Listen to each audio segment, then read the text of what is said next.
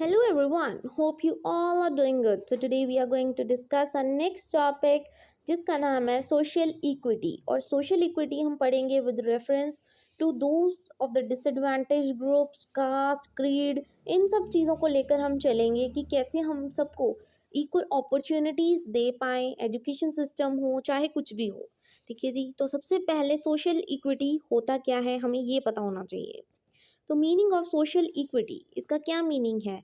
Equity एक तो होता है इक्वालिटी, मतलब सबको इक्वल लेके चलना। इक्विटी होता है फेयरनेस करना, ठीक है, सबके साथ फेयर रहना और जस्टिस करना। और equality in the formulation of, और इक्वालिटी करना किन चीज़ों को लेकर, चाहे वो पब्लिक सर्विसेज हो, चाहे वो पब्लिक पॉलिसीज़ हो, चाहे वो इंस्टीट्यूशंस हो। तो मतलब क्या करना है, सबको क्या बराबर रखना है, फेयर करना है सबके साथ, किसी के साथ भी इनजस्टिस नहीं करनी, वो होती है social equity. Now comes equal opportunities. India हमें पता है एक डेमोक्रेटिक कंट्री है। The success of democracy depend करती है कि वहाँ के जो लोग हैं रहने वाले, जहाँ के जो सिटीजन्स हैं वो कितने ज़्यादा एजुकेटेड है। तो हर एक इंडिविजुअल को, हर एक इंसान को जो वहाँ का सिटीज़न है उसको अपॉर्चुनिटी मिलनी चाहिए एजुकेशन करने के लिए कंप्लीट, ठीक है जी, ताकि उसकी एजुकेशन प्रॉपरली कंप्लीट हो। ऑर्डिनरली देखा जाए तो इक्वालिटी और अपॉर्चुनिटी, ठीक है, मीन्स इक्वालिटी और अपॉर्चुनिटी का मतलब क्या होता है कि सबको बराबर चांस देना for the development of his capacity, ताकि जिस पर्सन का जितना उसका पोटेंशियल है वो उसको अच्छे से निखार सके, ठीक है जी। इसलिए सबको बराबर अपॉर्चुनिटीज़ मिलनी चाहिए। यही चीज़ तो कहती है इक्विटी। क्या होता है, फेयर रहना सबके साथ, ठीक है। नाउ जो सर्जेंट्स की रिपोर्ट थी 1944 में, इनमें बस थोड़ा सा आपको पता होना चाहिए कि एक्चुअल में उन्होंने क्या कहा। उन्होंने इक्वालिटी की बात की, ठीक है, इक्वालिटी ऑफ अपॉर्चुनिटीज़, कि हर एक को बराबर की अपॉर्चुनिटी मिलनी चाहिए प्राइमरी स्टेज पे स्पेशली। जैसे आप देखते हो ना प्राइमरी स्कूल्स में कि 8th क्लास तक फ्री बुक्स मिलती हैं, मिड डे मील मिलता है बच्चों को खाने के लिए लंच टाइम में। तो वो सारी चीज़ें क्या है सर्जेंट रिपोर्ट्स में आई थी 1944 में। उन्होंने इंट्रोड्यूस किया कि फ्री स्कूलिंग होनी चाहिए, उनसे कोई फ़ीस नहीं लेनी, मिड डे मील होना चाहिए, ठीक है, सप्लाई ऑफ बुक्स भी फ्री होनी चाहिए, प्रोविज़न ऑफ स्कॉलरशिप, बच्चों को स्कॉलरशिप भी देनी चाहिए, और प्रोविज़न ऑफ मेडिकल एड, और जब भी उनको कोई ज़रूरत हो, मेडिकल एड चाहिए हो, तो वो भी फ्री में देना है। Now comes the right of education. Right of education हमें पता है कि यूनिवर्सल ह्यूमन राइट है। Universal means all round the universe, सबके लिए एप्लीकेबल है। All one have the right of education, सबका हक है पढ़ाई करने के लिए, और कोई भी पार्शियलिटी नहीं होगी, चाहे वो कास्ट को लेकर हो, चाहे वो कलर को लेकर हो, चाहे क्रीड हो, चाहे रिलीजन हो, चाहे रेस हो, कोई भी भेदभाव नहीं होगा, ठीक है जी। Now come equalization of education opportunities. कैसे इक्वलाइजेशन, कैसे बराबर अपॉर्चुनिटीज़ दे सकते हो आप एजुकेशन में। In a democratic social system all individuals should be treated as equal, कि हर एक इंसान को, हर एक इंडिविजुअल को इक्वली ट्रीट करना चाहिए। ये होती है इक्वल अपॉर्चुनिटीज़ देनी, ठीक है। किसी को, किसी के रिलीजन को लेकर, कास्ट को लेकर कभी भी इम्पार्शियल नहीं होना चाहिए। Now comes the second, there must be given equal opportunities for reaching the goal, और सबको इक्वल अपॉर्चुनिटी देनी चाहिए, ठीक है जी, सबको बराबर का मौका मिलना चाहिए। Next, education is one of the most important ways of getting upward mobility, कि सबको क्या है बराबर मौका मिलना चाहिए, क्योंकि ये एक एजुकेशन ही है जो उस इंसान को बहुत ऊपर तक लेके जा सकती है, जिसमें एक कैपेबिलिटी है। डिपेंड नहीं करता भैया किस रिलीजन से आया है या किस कास्ट से आया है। Next, through education the individual aspires to achieve higher status, position and income. पढ़ा लिखा होगा, एजुकेटेड होगा, तो खुद उसकी इनकम तो बिल्कुल सही होगी, उसका स्टेटस भी हाई होगा और उसकी पोजीशन भी बढ़िया होगी, चाहे वो कोई भी काम करे। Opportunities for education should be made available to all, मतलब हर एक इंसान के लिए ये अपॉर्चुनिटीज़ अवेलेबल होनी चाहिए। ऐसे नहीं कहना कि तुम्हारा रिलीजन कुछ और है, तुम्हारी कास्ट कुछ और है, तो तुम्हें प्रॉपर एजुकेशन नहीं मिलेगी। No, every one has the right of education. Next, उसके बाद अपॉर्चुनिटी मतलब हर एक को इक्वल चांस देना उसकी कैपेसिटीज़ के अकॉर्डिंग, यह भी हमने पढ़ा। और जो कंसेप्ट होता है इक्वालिटी का वो दो तरह से होता है, एक होता है हॉरिजॉन्टल इक्वालिटी देना, एक होती है वर्टिकल इक्वालिटी देना। तो हॉरिजॉन्टल इक्वालिटी का मतलब क्या होता है कि हर एक कॉन्स्टिट्यूएंट्स को इक्वल मैनर में ट्रीट करना, हर एक इंसान को इक्वल मैनर में ट्रीट करना। और वर्टिकल क्या कहती है, special consideration to bring about equality of opportunity, कि स्पेशल कंसिडरेशन करना चाहिए, कुछ स्पेशल करना चाहिए ताकि सभी को बराबर की अपॉर्चुनिटी मिले। ठीक है जी। नेक्स्ट, नीड फॉर इक्वलाइजेशन, क्यों ज़रूरत है, पहले तो हमने बोल दिया कि इक्वल मिलना चाहिए क्योंकि ये चीज़ें होनी चाहिए ताकि उसको स्टेटस मिल सके, प्रॉपर अपॉर्चुनिटी दोगे, इक्वल अपॉर्चुनिटीज़ देना। नीड क्या है, पहला, establishing a society which ensures the same equality and social justice for all. Through education success of democratic institution is ensured. ठीक है जी, इक्वल बराबर रहोगे तो आपके इंस्टीट्यूशंस भी बहुत अच्छे होंगे, वैसे ही आपको टीचर्स मिलेंगे और आगे आप भी एजुकेटेड होंगे। एजुकेशन ह्यूमन रिसोर्स डेवलपमेंट होता है जो इनरिच करता है इंडिविजुअल को और होल सोसाइटी को। अगर इंडिविजुअल पढ़ा लिखा होगा, एजुकेटेड होगा, तो सोसाइटी है वो खुद ब खुद, वो भी तो एक सोसाइटी का मेंबर है। जैसे मेंबर्स होंगे सोसाइटी में, एजुकेटेड होंगे तो सोसाइटी सही रहेगी। ठीक है, वही अगर अनएजुकेटेड होंगे, प्रॉपर एजुकेशन नहीं मिलेगी, तो बहुत सारी अपॉर्चुनिटीज़ वो लैक कर जाएंगे। It is needed for the establishment of the egalitarian society. ठीक है जी, the equality of education opportunities will ensure a rapid advancement. जल्दी जल्दी सारी बहुत एडवांसमेंट होगी, टेक्नोलॉजी एडवांस होगी हमारी। इससे क्या होगा, बच्चे एजुकेटेड होंगे तो टेक्नोलॉजी खुद ब खुद, एडवांसमेंट्स तो आती रहेंगी, चेंजेस आती रहेंगी। When the people have opportunities to get education, they will have the chance to develop their natural talent, right? तो अगर देखो किसी बच्चे में बहुत ज़्यादा टैलेंट है बट अगर उसको अपॉर्चुनिटी नहीं मिल रही है तो उसका टैलेंट कौन देखेगा, कोई भी नहीं देखेगा। तो उस टैलेंट को निखारने के लिए, बाहर लाने के लिए, सबको दिखाने के लिए, सोसाइटी में कुछ करने के लिए क्या उसको अपॉर्चुनिटी देना ज़रूरी है, इसलिए इक्वल रखना उसको। ठीक है, the equality of education opportunities will extend the search of talent among all the people of nation.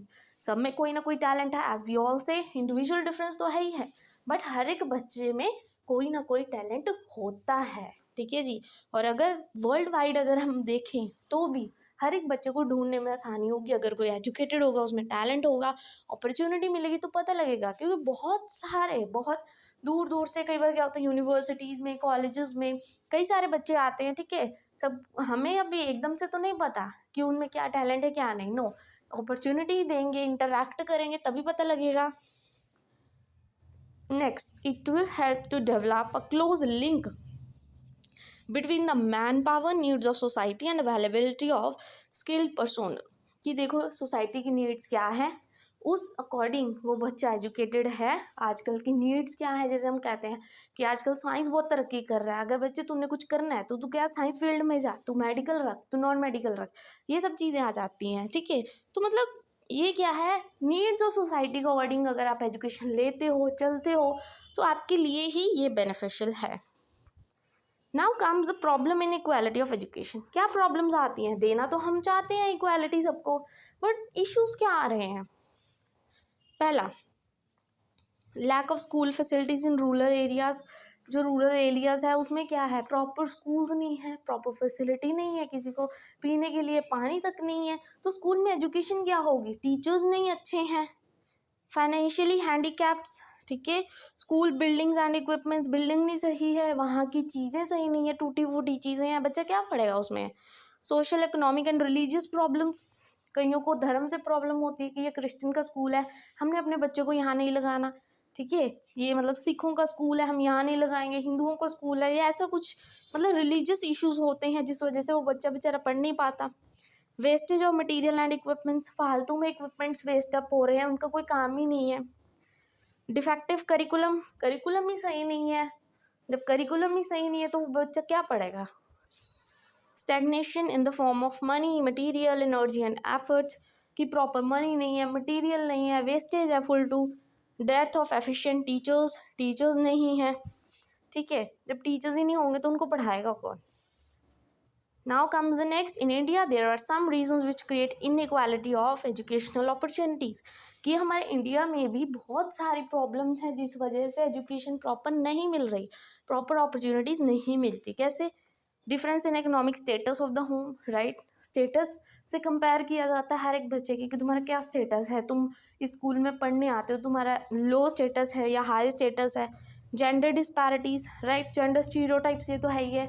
हम देखते हैं जैसे कि जो टीचर्स होती हैं, फीमेल टीचर्स, वो ज़्यादातर मतलब बॉयज़ को इनकरेज करती हैं और गर्ल्स को सिर्फ ये चीज़ कहती हैं कि आपने तो मैरिज कर लेनी है। यही चीज़ जेंडर स्टीरियोटाइप में हम पढ़ते हैं।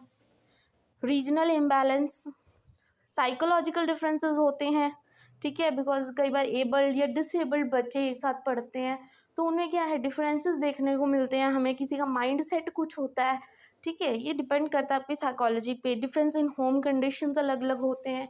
कोई बहुत गरीब घर से आता है, कोई बहुत मतलब हाई फाई क्लास से आता है, मतलब ये चीज़ें डिफरेंसेस क्रिएट कर देती हैं। हमारे इंडिया में ये प्रॉब्लम है। Disparity between backward and advance classes, ये भी है कि कोई बैकवर्ड क्लासेस है, कईयों की मतलब फैमिली ऐसी होती है जो बहुत नैरो माइंडेड होती है, कईयों की होती है बहुत फॉरवर्ड थिंकिंग होती है, एडवांस होती है। Non availability of educate opportunities, proper opportunities नहीं है बच्चों के लिए। Difference in the mental and physical abilities, ये तो है, हर एक बच्चे का मेंटल और फिजिकल एबिलिटीज़ डिफरेंट होती हैं। फिर उसके बाद वीकर सेक्शन देखा जाए तो वीकर सेक्शन कौन से होते हैं, ये आप ऊपर वाला छोड़ सकते हो, recommendation of Indian education, it's not that important. तो इसके बाद वीकर सेक्शन आ जाते हैं, तो हमें पता ही है कि वीकर सेक्शन कौन कौन से होते हैं। शेड्यूल कास्ट हो गए, शेड्यूल ट्राइब्स हो गए, एग्रीकल्चरल लैंडलेस लेबर्स हो गए, या अर्बन स्लम ड्वेलर्स हो गए। इन सबको क्या बोला जाता है, वीकर सेक्शन ही बोला जाता है। SC ST, schedule caste, schedule tribes वाले, ठीक है जी। फिर उसके बाद measures taken for the equalisation of education opportunities. अब कौन कौन से स्टेप्स उठाए गए ताकि सबको क्या है, इक्वल अपॉर्चुनिटी मिल जाए। पहला, equalisation of education opportunities has been one of the major objective of the 5-year plan, ठीक है जी। ये एक सबसे बड़ा क्या है, इक्वलाइजेशन ऑफ एजुकेशन अपॉर्चुनिटीज़ का सबसे मेन ऑब्जेक्टिव था एजुकेशन की तरफ से 5-year प्लान्स का, कि वो 5 साल के अंदर अंदर ये क्या है, प्लान एस्टेब्लिश करेंगे। Consideration works in this respect has been done to the program of expansion of education facilities. Education facilities proper देंगे at elementary, secondary and universal stages.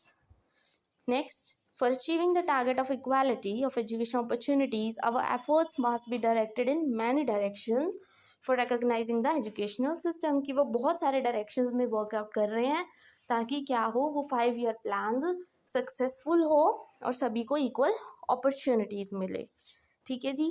अब इसके बाद special education of physically challenge person, physically challenge उनके लिए special education देना। जैसे आपको पता है फिजिकली चैलेंज कौन सा होता है, कोई विजुअली चैलेंज होता है, ठीक है, किसी को हियरिंग प्रॉब्लम होती है, कोई चल नहीं सकता प्रॉपर, मोटर डेवलपमेंट में प्रॉब्लम होती है, तो उन सब बच्चों के लिए हमने पढ़ा ही था, जैसे RTE में हमने पढ़ा था, ठीक है।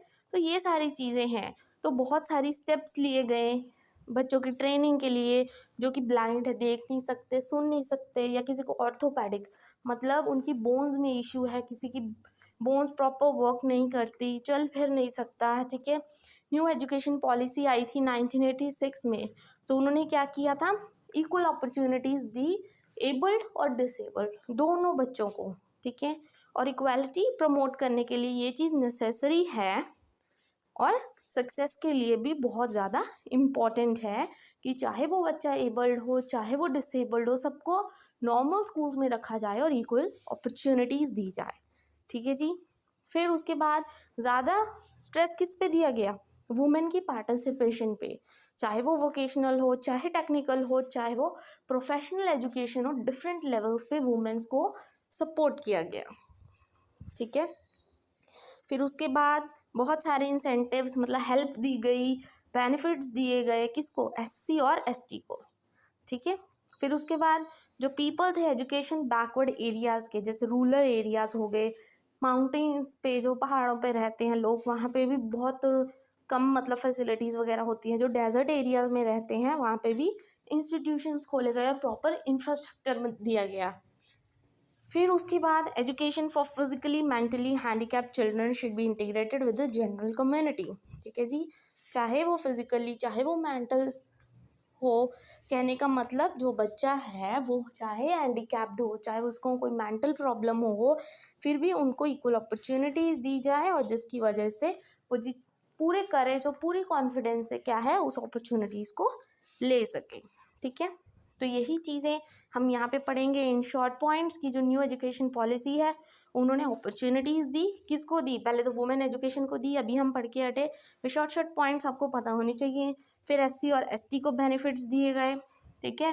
फिर बैकवर्ड क्लासेस जो होती हैं, रूरल एरियाज, हिल ट्रैक्स, उनको, और माइनॉरिटी कम्युनिटी है जो, उनको भी एजुकेशन अपॉर्चुनिटीज़ दी जाए, और फिजिकली एंड हैंडीकैप्ड बच्चों को भी प्रॉपर इक्विटी दी जाए, प्रॉपर इक्वालिटी, प्रॉपर अपॉर्चुनिटीज़ दी जाए।